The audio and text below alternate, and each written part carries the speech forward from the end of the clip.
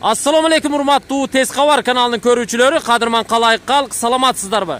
Биз бүгүн сиздерге Оштогу Учар айылындагы Деву дачасынан сатыла турган дагы бир үйдү көрсөтмөкчүбүз. Ал үчүн сиздер Ак Тилектеги айлампадан Учар айылындагы централдык көчө аркылуу каналга чейин чыгып, каналды бойлой батышты көздөй жүрөсүздөр. Дал ушул жерге келгенде Тарная базанын поворотуна келгенде көпүрөдөн жогору солду көздөй чыгасыздар. Тактап айтканда дал ушул жерден дагы 1 километр жогору чыгасыздар. Азыркы каналдан 500 метр жогору чыгып, жаңы салынган мектеп менен бала бакчадан кайра солду көздөй дал ушул көчө аркылуу чыгып келдик. Сатыла турган үйгө баруу үчүн аз гана аралык калды. Биз бул жерге ирригатор жана Колос көчөлөрү аркылуу келип калдык. Сатыла турган үйдүн жанында турабыз. Дал ушул үй сатууга коюлуп жатат туугандар. Андыктан сиздер дал ушул жерден үй издеп жаткан болсоңуздар, назар салып туруңуздар. Үйдүн ээси мени менен кошо келди, жанымда турат. Ассаламу алейкум. Алейкум салам. Кандайсыз? Жакшы ака. Жериңиз канча сотук? 25. 25 сотук. Мына ушу сетка менен тосулган жер бүт сизге карайбы? Ооба. Жогору жагы, жогору чыгат экен. Үйдүн үстүнөн бир 5 метр жогорунан тосулуптур, Ооба. Мына, караңыздар, 25 сотук жер аянты бар экен. Негизи бул жер аянты ылдый тарабы кайсы жерге чейин барат экен? Ылдый тарабындагы көрөлүчү. 25 сотук болсо, ылдыйга чейин, сайга чейин барабы дейм, Ошондон ылдый Сетка менен тиги жолго чейин тосконсуз. Ооба. Бияктан жол ылдыйга түшүп кетеби ошондо? Сайдын ичине. Ооба. Бул жак менен дагы негизи 122 маршруттук каттамдын конечныйына чыкса болот, Болот, ооба. Мына жерди да тегиздедиңизби? Бул жерге эмне план кылдыңыз эле? Сарай салынганга. Сарай салам дедиңиз беле? Ооба. Көчөттөрдү да жаңы тургузган белеңиз. Ооба. 25 сотук жер аянты бар экен. Үйдүн нар жагынан дагы ылдыйга сетка тосулганбы? Тосулган, Жакшы. Мына ушул жерге узундугу 20 метр, туурасы 6 метр келген бир сарай түшөт экен. План боюнча ошондой экен. Балким бул үйдү сиздер сатып алып, дал ушул жерге короо сарайды салып, мал чарбачылыгын жүргүзүп, бизнести катырсаңыздар болчудай. Айтыңызчы, таксыр, бул үйдү жаңы салыптырсыз, Ооба. Канча болду салганыңызга? Быйыл салдыңыздарбы же былтыр салынды беле? Былтыр башталган, быйыл ушундай болду. Бүттү. Эмне үчүн сатып атасыздар аны? Көп бир тууганбыз. Шаардын ортосунан бир чоң үй кылганы. Көп бир туугансыздар. Кичинекей үйгө батпайсыздар. Ооба. Көбүрөөк бөлмөлүү, чоңураак үй керек шаардын ортосунан деңиз. Ошон үчүн бул үйдү сатып атасыз да, чоңойтосуз кошумчалап. Ооба.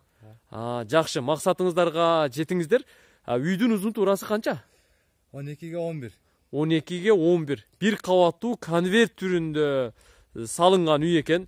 Терезелери, эшиктери бүт коюлуптур. Жыгач өңдүү пластик терезелер коюлуптур. Брон эшиги да коюлуптур. Бир кабаттуу сиздерге жете турган, көңүлгө жага турган чакан үй экен. Азыр көрүп чыгабыз. Крышасы конверт түрүндө, оцинковка тыныке менен жабылыптыр. Кар тормуздары да бүт коюлуптур. Үйдүн алды тегизделген, көрүп турасыздар. Андыктан сиздер назар салып турсаңыздар, биз бир чекеден көрсөтүп чыгалы. Үйдүн проектиси сиздерге канчалык деңгээлде жагат, азыр көрөсүздөр. Электромонтаж жасалыптыр, Жасалды, Сасына жыгачтыр ыраза кынап коюп турсуз го, Ооба. Мына, караңыздар, үйдүн сырты шыбалган. Биз азыр үйдүн алдындагы астанада турабыз. Негизи үйдүн алды мына ушундай деңгээлде, же болбосо узун туурасы 5ке 5 размеринде, атайын үйдүн крышасы менен кошулуп, навес түрүндө жабылыптыр. 2 канаттуу брон эшик дагы коюлуптур. Биз үйдүн ичине кирип келдик. Бисмилла. Үйдүн ичин сиз шпатлевка тартып коюпсуз го бияга? Уже обойго даяр деңиз. Даяр. Обойго даяр.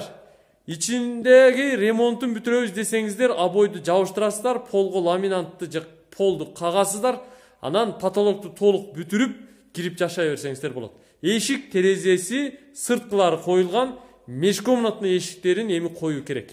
Биз азыр коридордобуз. Кирип эле сол тарапка бурулдук. Көрүп турасыздар, бул коридордун туурасы 3 метр, узундугу үйдүн узундугунун 3төн 2син түзөт экен. Тактап айтканда 7 метр чыгат окшойт. Бир чекеден бөлмөлөрдү көрсөтүп чыга берди. Сырттан кирип эле оң тарапты бурулуп карасаңыздар, мына ушул жерге электрод түйүн коюлат экен. Кандай кабелдерди койдуңуз? Медби? Жок, алюминий. Алюминиевый. Жакшы. Российский кабелдерди койдуңузбу? Ооба, российский. Жакшы. Биз оң тараптагы биринчи бөлмөнү көрсөтөлү. Бул бөлмөңүз кандай бөлмө болот? Бул кухня болот. Кухня болот, мына узун туурасы 4x3, 12 метр квадрат чыккан бөлмө экен. Бир терезеси күнчыгыш тарапта турат. Бул кадимки ашкана болот. Ал эми сиздер коридордон түз барып кире турган болсоңуздар, 2 канаттуу эшиктен киресиздер. Дал ушул жерде сатыла турган үйдүн зал, конок бөлмөсү экен. 3 терезеси бар. Туурасы 3,5 метр, ал эми узундугу 6,5 метр чыгат экен. 3 терезеси бар. Үчөөсү тең пластик терезелер. Ал эми потолок болсо почти жасалып бүтүп эле калган, ортолору эмне ачык турат. Натяжной болобу? Натяжной болот. Натяжной болот экен. Бүт электромонтаж жасалып, потолоктун ичиндеги электрокабелдер да бүт GoPro'го салынып жасалыптыр. Мына жыгаштарын караңыздар. Чындыгында сасына карагай жыгаштарды кынап коюп жасаптыр. Шпатлевка тартылган, стяжка жасалган, электромонтаж жасалган. Бул зал конок бөлмөсү болду. Эми 3-чү бөлмөнү көрсөтөбүз. Солдогу төрдөгү бөлмөгө кире турган болсок, бул кандай бөлмө? Спальня. Спальня. Бул чоң спальня экен, Узун туурасы 3,80ге 5,5 чыгат экен, 3,80ге 5,5 деп эсептесек болот. Потолок, натяжной потолокко даяр.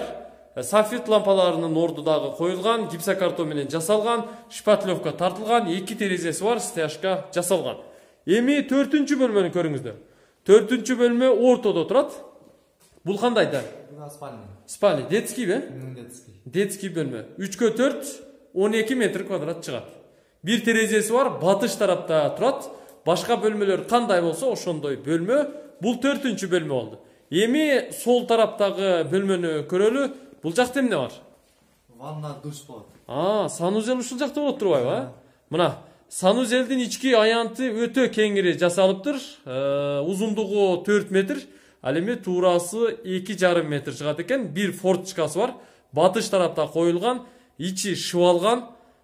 Потолокту пластик каражаттарынан же натяжной кылып жасоо керек. Электромонтаж жасалган. Полдон баштап потолокко чейин кафелдеп, теплый полду коюп, келечекте жасаш керек. Сиздер үйдүн ички бөлмөлөрүн көрдүңүздөр.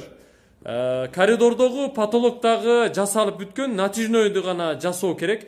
Негизи бул үйдүн проектиси мага жагып турат. Анткени бир үй бүлөгө, чакан үй бүлөгө мына ушундай 4 бөлмөлүү чакан үй жетет. Кухнясы болсо, зал болсо, 2 спальня болсо, душевой болсо, коридор кеңири болсо, болот ушул. Ушундай эле үйдө жашоо керек деп ойлойм. Брон эшикти көрдүңүздөр. Биз эми кайра сыртка чыгалы. Үйдүн аркасында канча метр жер аралыгы калтырылган? 5 метрдей. 5 метрдей барбы? Мына үйдүн жогору жагында атайын мына ушундай казылып жар болуптур. Биз үйдүн аркасында да өтөлү. Өзүңүздөр көрүп байкап турасыздар. Бул үйдүн фундаменти дагы жердин сыртына 1 метр аралыкта көтөрүлүп куюлуптур. Бул сыртка жатканабы, сыртка жаткана. Мына ушул сетка тосмо ылдыйга түп-түз сайга чейин түшүп кеткен, Жакшы. Биз жер аянты боюнча маалыматты алдык. Үйдү көрүп чыктык. Бул үй эмнеден салынды? Бышыккычпы, камгычпы? Бышыккыч. Бышыккыч. Анан зардубалына анча-мынча жерине камгыч коюлуптур, Атак бышыккыч деңиз. 2 катарлы камгыч. Жакшы. Анда көрдүңүздөр. Мына бул жерде яманы көрүп турам. Бул эмнеге пландаштырылган таксыр? Сууга, водоем. Водоембу? Запас сууга деңиз. Бассейн кылып жасаган турбайсызбы? 4 метр экен, 4 метр. Мына бассейн кылып, бул жерге суунун запасын камдоого атайын яма, бассейн дагы жасалыптыр. Үйдүн алдындагы аянттагы тегизделген, теп-тегиз боюнча турат. Бул жакта подвал да барбы, Мунаке, подвал да бар турбай. Подвалдын астанасынын айланасы цементтенип тосулуптур. Үстү казирок болобу? Үстү казирок болот. Тепкичтен кирип көрөлү. Подвал 1 бөлмөбү, 2 бөлмөбү? 1 бөлмө. 1 бөлмө. Бул жак капитальный турбайбы, Үстү монолит экен. 2 форточка коюлуптур. Бул подвалдын аянты. Жанагы биринчи кабаттагы залдын астыңкы аянты экен да. Ошол эле аянт. Мына караңыздар, подвалдын астыңкы аянты көрүп турасыздар. Электромонтаж бул жакка да жасалыптыр. Дагы эмне болгон бул жакка план боюнча? Котел коюш керек. Отопление ушул жерге коюлабы? Котельный, э? Мынакей. Котельныйды ушул жакка коесуздар. Ал эми текчелерди инструменттерге, идиш аяктарга, салат вареньяга бүт ушул жакка сиздер пландаштырсаңыздар болот. Биз бул үйдү толук көрсөттүк. Подвалдын эшиги дагы атайын темирден жасалып, замоктору коюлуптур.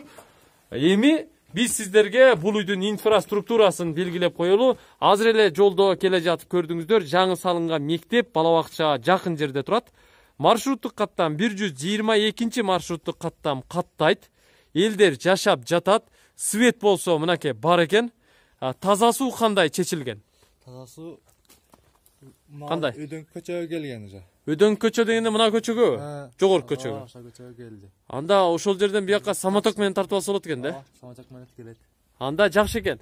Дээрлик 50-70 метр жакын жерде таза суу бар деп айтып жатат. Андыктан таза суу келгендигин дагы эске алып койсоңуздар болот. Канча дейсиз үйдү? 32. 32 миң доллар деп атасыз. 32 миң доллар. Кеми болобу анан сүйлөшөбүзбү? Болот, сүйлөшөбүз. Документтер кандай? Документтер так. Бул үйдүн баасы 32 миң доллар туугандар. Телефон номерин жазыңыздар. Бартер болобу болбойбу? Бартер жок болбойт. Болбой калабы? Болбой калса анда 32 миң доллардан бир аз түшүп бересиз, буюрса. Сүйлөшөбүз. Телефону экранда да турат, жазып алыңыздар, чалыңыздар. 0773 53 31 73 0705 53 31 73. Биринчи айткан номерде WhatsApp иштейт, түз чалып, түз сүйлөшө берсеңиздер болот. Сиздер бул чыгарылышта урматтуу Тез кабар каналынын көрүүчүлөрү Оштогу Учар айылындагы Деву дачасынан сатыла турган бир кабаттуу конверт түрүндө салынган заманбап үйдү көрдүңүздөр. Үй почти 70% бүткөн, ички ремонтун бүтүрүп, сыртын декор кылып алсаңыздар сиздерге даяр. Жери 25 сотых. Андыктан шашылыңыздар, ашыгыңыздар, үйгө жетип алыңыздар. Көрүшкөнчө.